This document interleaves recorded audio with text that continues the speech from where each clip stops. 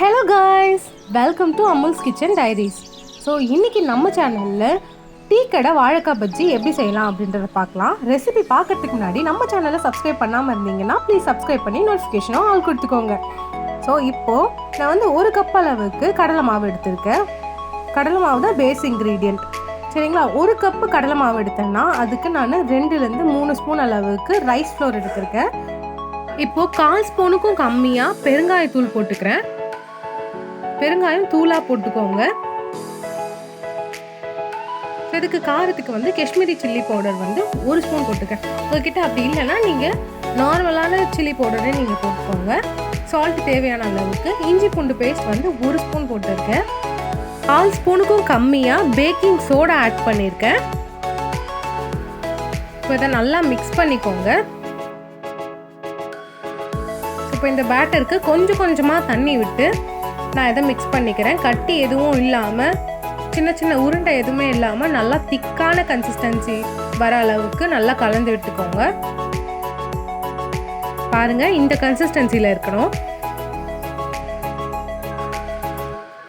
இப்போ நான் சைடில் வந்து 1.5 கப் அளவுக்கு ஆயில் வந்து சூடு பண்ணிக்கிறேன்.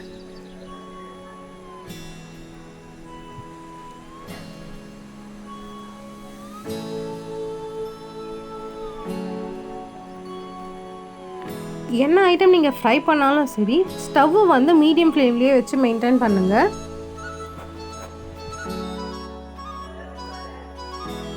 ஓரளவுக்கு எண்ணெய் சூடாயிருக்கு. இதுலேருந்து நான் 1 கரண்டி எண்ணெய் எடுத்து ஆல்ரெடி நம்ம மாவு வந்து கலந்து வச்சுருக்கோம் இல்லையா, அதில் வந்து ஆட் பண்ணிக்கிறேன்.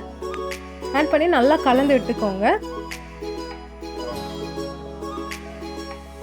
எதுக்காக இந்த ப்ராசஸ் அப்படின்னா, பஜ்ஜி போட்டு எடுக்கும் போது பஜ்ஜி நிறைய எண்ணெய் குடிக்காமல் இருக்கிறதுக்காக தான் நான் வந்து சூடான எண்ணெயை இதில் ஆட் பண்ணிக்கிறேன்.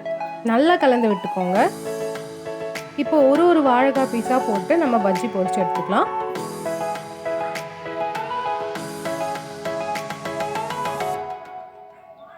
நீங்கள் பஜ்ஜி போடும் போதே ஒன்றோட ஒன்று ஒட்டாத மாதிரி தள்ளி தள்ளி போட்டுக்கோங்க.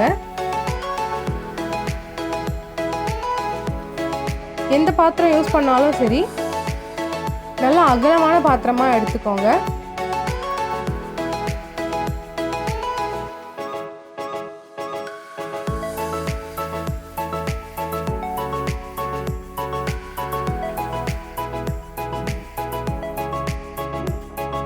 நான் வந்து ஒரு பேட்சுக்கு 3 பஜ்ஜி அப்படின்ற மாதிரி நான் போட்டு பொரிச்சுக்கிறேன்.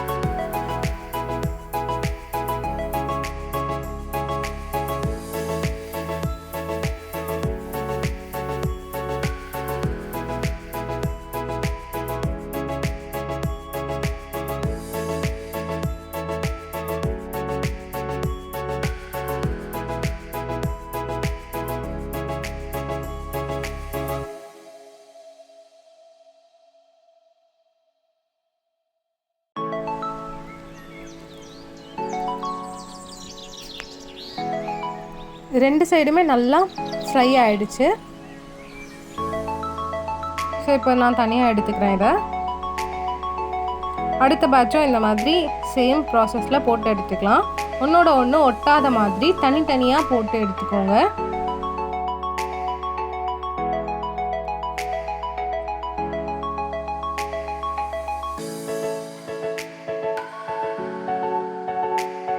அவ்வளோதான், நம்மளோட டீ கடை வாழைக்காய் பஜ்ஜி ரெசிபி ரெடி ஆகிடுச்சு. நீங்களும் இதை உங்கள் வீட்டில் ட்ரை பண்ணி பார்த்துட்டு ரெசிபி எப்படி வந்துருந்துச்சு அப்படின்றத எனக்கு கமெண்ட் செக்ஷனில் சொல்லுங்கள். நெக்ஸ்ட்டு என்ன வீடியோ வேணுன்றதையும் நீங்கள் எனக்கு கமெண்ட் செக்ஷனில் சொல்லுங்கள். கண்டிப்பாக நான் அந்த வீடியோவை அப்லோட் பண்ணுறேன்.